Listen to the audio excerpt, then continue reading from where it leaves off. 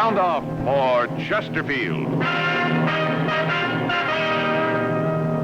Chesterfield, only cigarette in America to give you premium quality in both regular and king size, brings you Dragnet.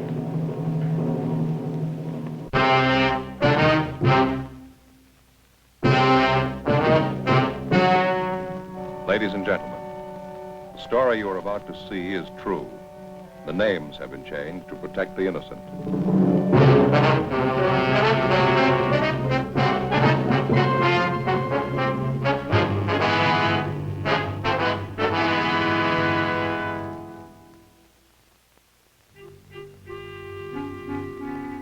This is the city. All year round, it wears work clothes. On holidays, it dresses up. To most people, Christmas brings happiness and prayer. To some, it brings heartbreak. Then my job gets tougher. I'm a cop. It was Thursday, December 22nd. We were working the night watch out of Homicide Division. My partner's Frank Smith. The boss is Captain Lorman. My name's Friday. We'd gotten a call that a 9-year-old boy was missing from his home. The evidence pointed to foul play. We had to check it out.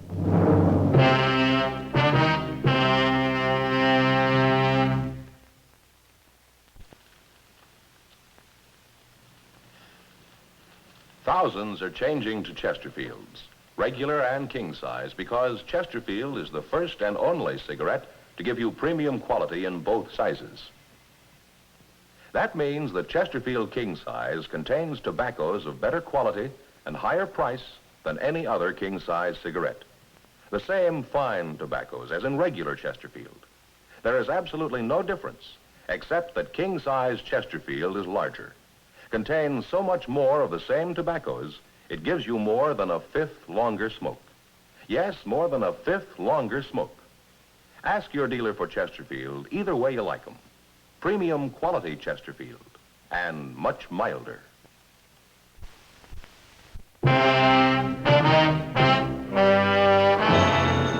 Okay. Homicide, Friday. Oh, yeah, Doherty. Uh-huh, yeah. What's that number? Right, I got it. Yeah, 9-year-old, huh? Well, how long's he been gone? Right. Well, how do you figure homicide? Uh-huh. Oh, yeah. Yeah, right. Okay, sure, we'll get right on it. Right. Anything? Doherty, Unit 113J. He and Levinson are out on Hollis Avenue trying to track down a 9-year-old boy. What's the story? Well, the kid's missing, suspicion of foul play. How long's he been gone? About 2 hours. Kid was last seen playing in the backyard of his home. Yeah? Doherty says they checked over the yard. Find anything? Blood stains, lots of them. They look new. Tom Doherty from Highland Park Juvenile was waiting for us in front of the house. We went down the driveway and into the backyard. Doherty told us that the boy's mother told him that she'd gone out to do some Christmas shopping at 11 o'clock that morning. And when she returned home at 2 p.m., the boy was gone. His name was Stanley Johnstone, age 9 years. Ray Pinker started his preliminary investigation of the stains found on the patio.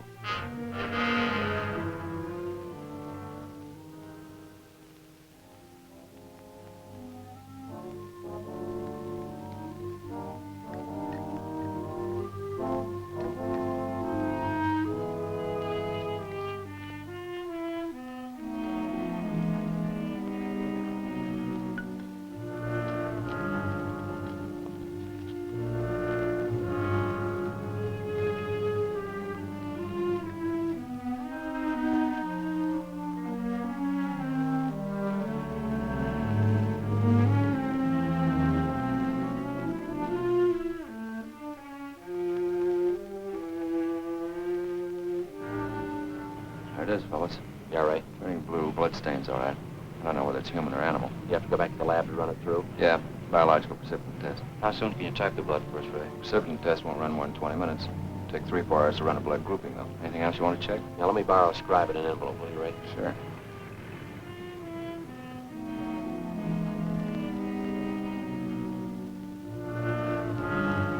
22 caliber empty cartridge casing.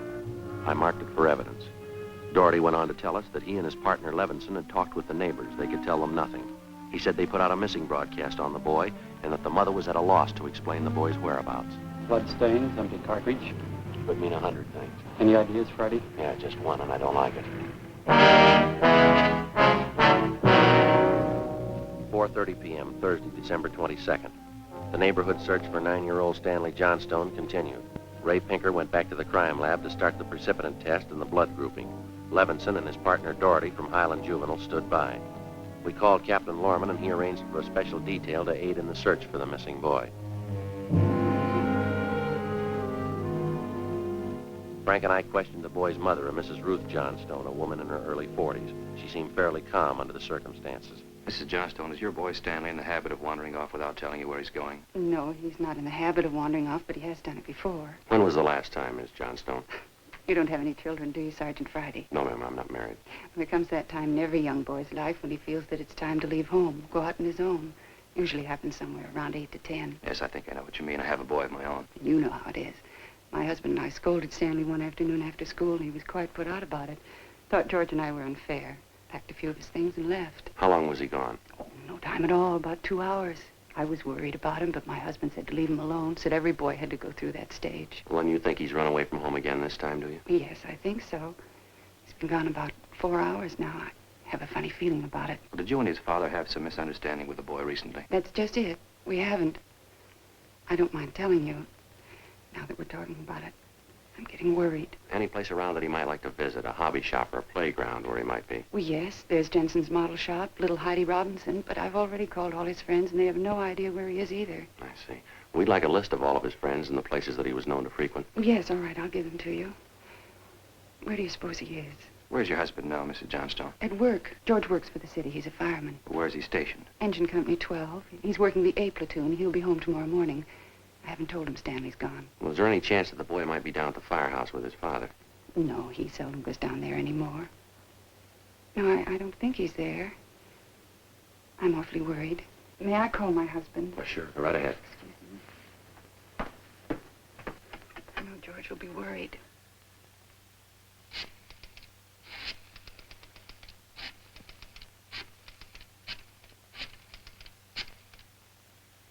Engine Company 12, please. Stanley's been gone too long. Hello? May I please speak with George Johnstone? This is Mrs. Johnstone. Thank you.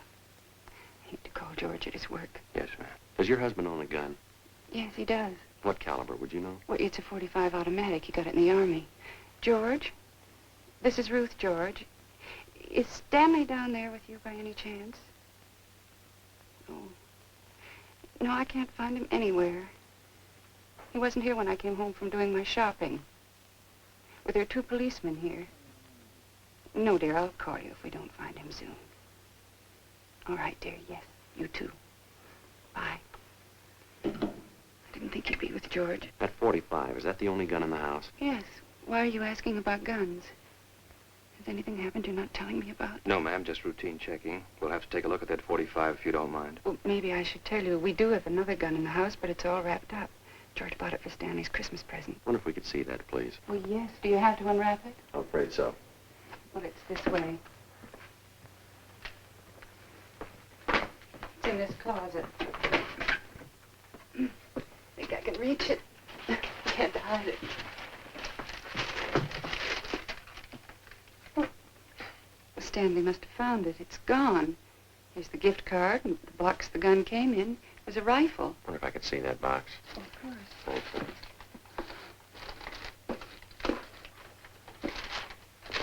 How about it, Joe?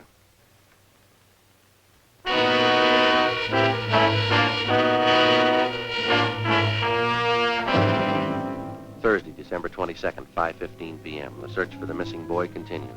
We checked the list of Stanley Johnstone's friends. None of them or their parents had any idea of his whereabouts. We talked with Doherty again. He'd been in touch with the detail combing the neighborhood. They found nothing. We went down to Hollis Avenue and 10th Street, the service station on the corner. Want it done, Joe? No, I don't.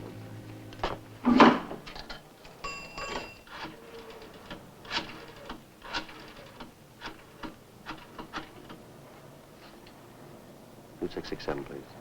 Thank you. Crime lab? Yeah, Ray? No, Ray. Ray Pinker. Hi, Ray. It's Friday. No sign of him yet. Did you finish the precipitant yet? I see. No, we don't know. Well, we didn't want to upset his mother any more than we had to. What? Oh, yeah. Yeah, we can do it that way. What? What? Oh. Yeah, well, transfer me over, will you, Ray? Yeah, thank you. Right, check you later, Ray. Well, hi, Captain. It's Friday. Yeah, well, we just left Doherty. If you... Yeah. Right. We'll stay on it. What'd Pinker have? It's human blood. He's working on the grouping now. He wanted to know the Johnstone boy's blood type. Something else. Yeah? There's another one missing. An 8-year-old boy.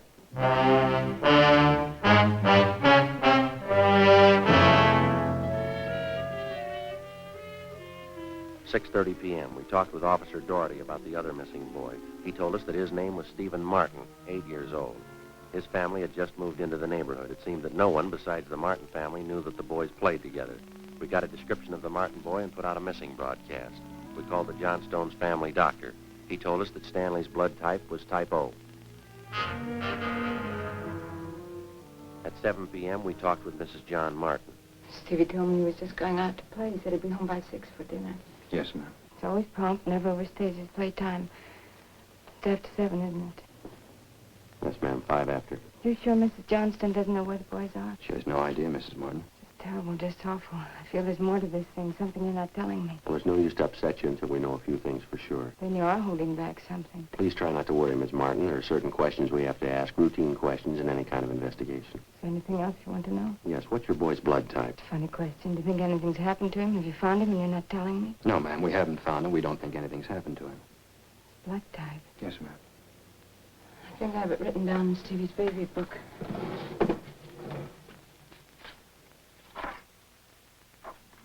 Yes, here it is. It's type O. Thank you. I wonder if I might use your phone. Yes, of course, in the hall. Thank you. Excuse me? Mm-hmm.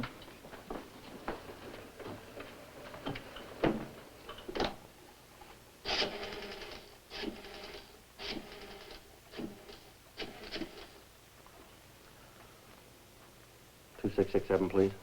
Right.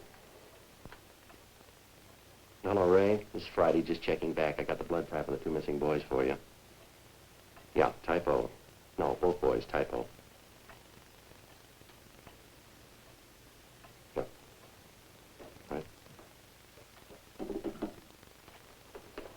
Frank, see you a minute. Right, Joe. Excuse me, Miss Martin. Pinker just finished the blood grouping. Bad?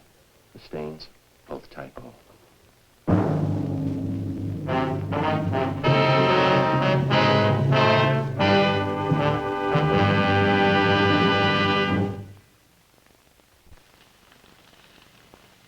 We like to give the facts about Chesterfield so you can be your own judge. Chesterfield is the first and only cigarette to give you premium quality in both regular and king size. Chesterfield is the first and only cigarette to tell you what it's made of. The world's best tobaccos, kept tasty and fresh by pure and costly moistening agents, the best that money can buy. And Chesterfield cigarette paper is of the highest purity. Now Chesterfield is the first cigarette to present this scientific evidence on the effects of smoking. A medical specialist is making regular bi-monthly examinations of a group of people from various walks of life. 45% of this group have smoked Chesterfields for an average of over 10 years. After 8 months, the medical specialist reports that he observed no adverse effects on the nose, throat, and sinuses of the group from smoking Chesterfield. I'd say that means real mildness. Either way you like them, regular or king size, you'll find premium quality Chesterfields much milder.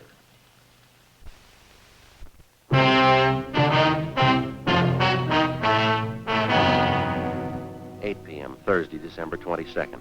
Still no sign of either of the missing boys. Captain Lorman went back to headquarters to direct the search from there. He dispatched another detail of 50 men to aid in the hunt for the missing youngsters. 8:30 p.m. We went up the block to see Mrs. Johnstone. Her husband had quit work early and returned home. We talked with him. He could tell us nothing more than we already knew. We still had not informed either of the families about the blood stains and the empty cartridge casing which had been discovered in the backyard of the Johnstone home. It was more than possible that they had a right to know about our findings, but Frank and I felt there was no cause to add to the distress of the two families at this time. If the two missing boys were found alive and well, then the bloodstains in the cartridge would be of no concern to the relieved parents. At 8:40 p.m., Frank and I left the Johnstone house and went to the home of Mr. and Mrs. John Martin. Mrs. Martin, you say your husband works in the market.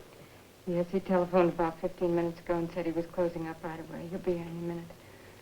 Do wish Stevie would call or come home. It's so cold out tonight. All he had on was a thin cotton shirt. You try not to worry. We're doing everything we can. He'll be all right.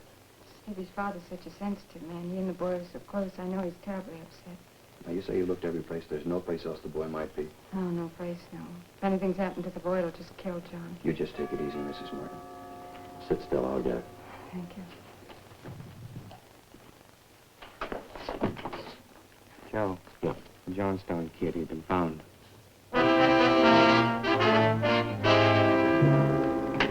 He's home, Sergeant. He's come home. Thank God he's all right. Well, where's he been? Did he tell you? No, he didn't. He's acting so strange. I've never seen him like How this. do you mean, Mrs. Johnstone? Well, he just came in the front door, said hello, Mom, sat down in a chair and stared at the floor. Won't talk to his father or me. Mind if we talk to him? Well, no, go ahead.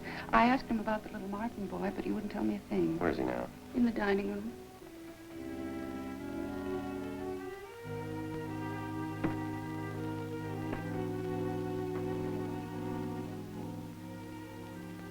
Looks all right, Joe. Yeah. Son, this is a police officer. He wants to talk to you. Don't be afraid, dear. He only wants to ask you some questions. Son. You see, Sergeant? Stanley. Look at me, son. Come on, youngster. Get your head up. Come on now. That's better. Had your mother pretty worried, you know that?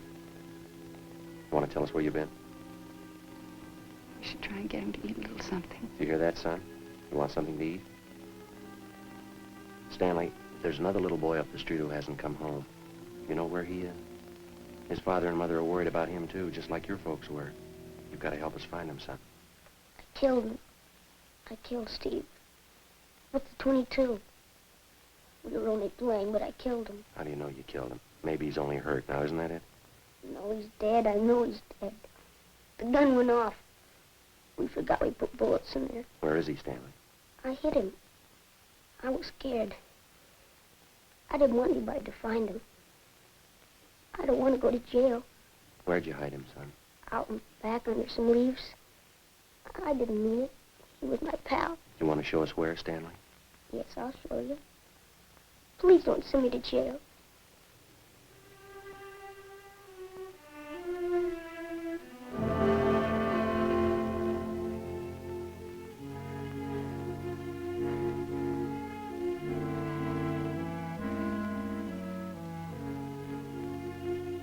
(9:15 p.m., Thursday, December 22nd. 9-year-old Stanley Johnstone led the way out beyond the backyard of his home. He showed us the wagon he moved the body in.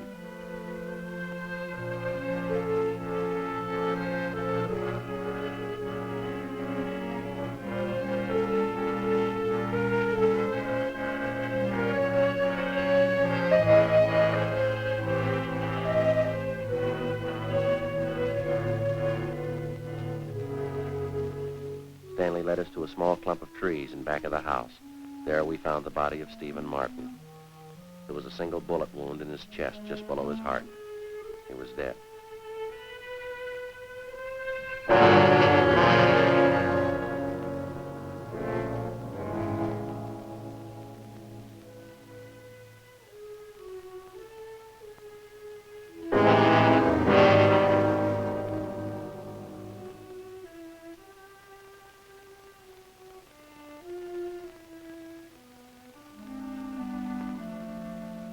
I knew my folks were going to give me the gun for Christmas. I knew where it was and I got it. There was a box of bullets with it. Were you pointing the gun at Stephen? No, sir. No, sir, I wasn't. It was Steve's turn to play with it. I was chasing him and he tripped over that stump there and the gun hit him in the stomach and went off. Why do you think you killed him if you're telling us the truth? I'm telling the truth. Honest, that's the truth. All right, I believe you, son, but why do you think you killed him? It was my gun. Steve would still be alive if I didn't go get it. should have waited till Christmas. It's all my fault. Where have you been all this time? Right here. With Steve. What were you doing, son? I was praying. I was praying for God to make you alive again.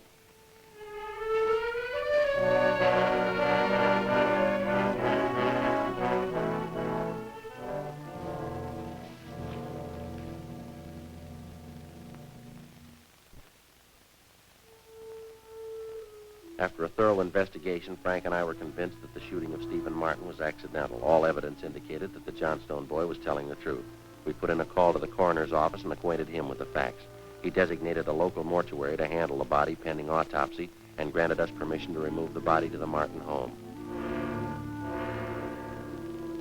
Mrs. Martin collapsed. The family doctor was called. Frank and I sat in the living room to wait for John Martin, the dead boy's father.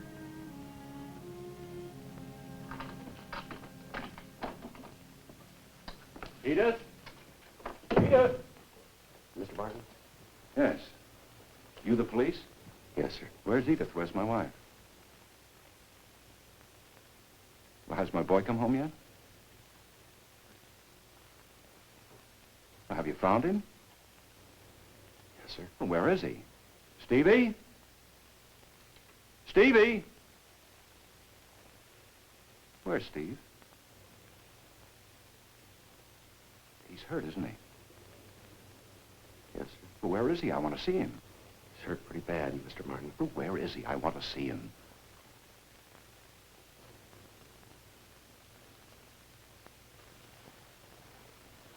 How bad? Pretty bad.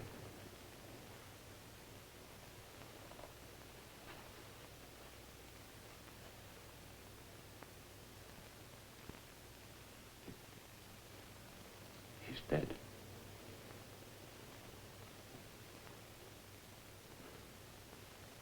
All right, if I go in? Yes, sir. Will you go with me? Yes, sir, sure.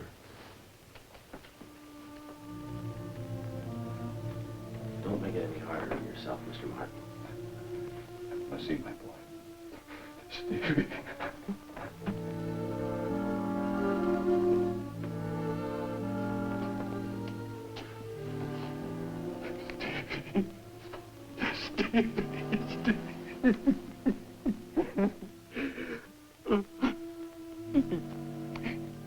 Listen to me, son. We've got a lot of nice things for you for Christmas. Everything you wanted. I got you 3 new cars for the train. The one with the searchlight on it. It really works, Stevie. It really works. And the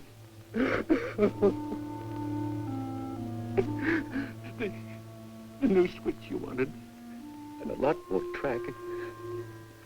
You know, now you can have a big light out.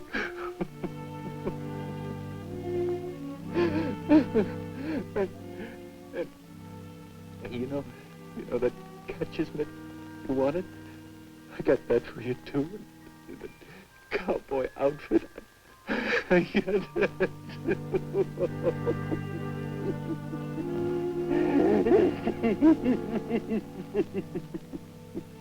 Mr. Martin.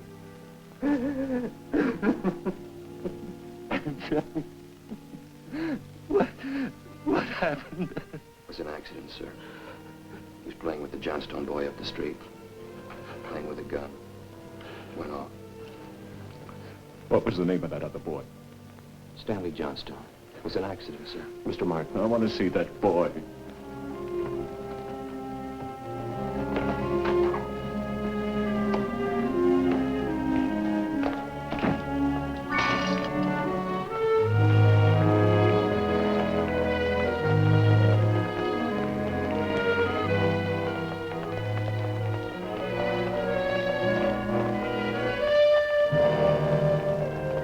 We had no idea what the dead boy's father had in mind.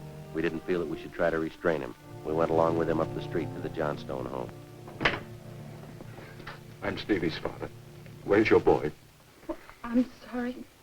We bought the gun and we were going to tell him not to use it unless his father was with him until he learned how to treat firearms. Where's your boy? He's right here. Won't you come in? It's all right, Miss Johnson.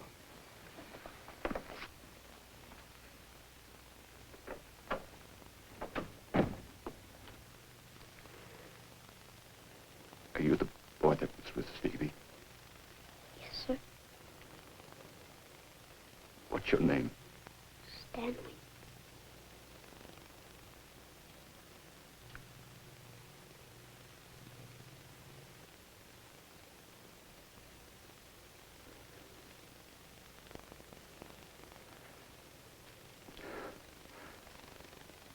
I know it wasn't your fault, Stanley.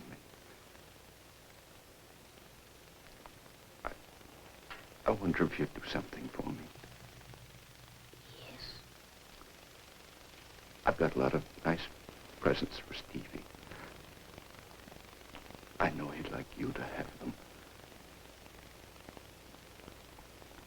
I want to give them to you. Christmas Eve. Mom, I think that'd be a fine idea, son.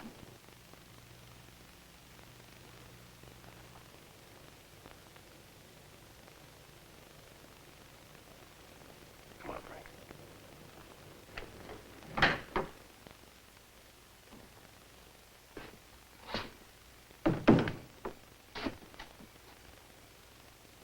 Well, what's it all prove, Joe? You don't give a kid a gun for Christmas.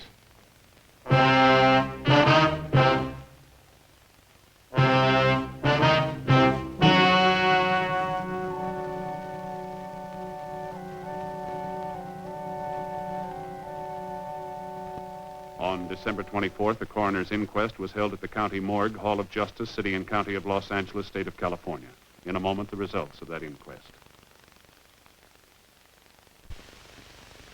You know, if you're as busy as I am, you've got most of your Christmas shopping left to do.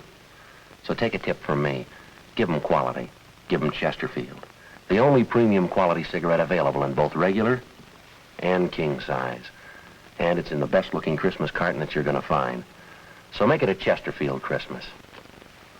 And now, from all of us on Dragnet and the people who make Dragnet possible, Liggett and Myers, the over 6,000 wholesale distributors, and the 1,300,000 retail Chesterfield dealers, including the one you know so well, a Merry Christmas. The coroner's jury ruled that the death of Stephen Martin was the result of an accident.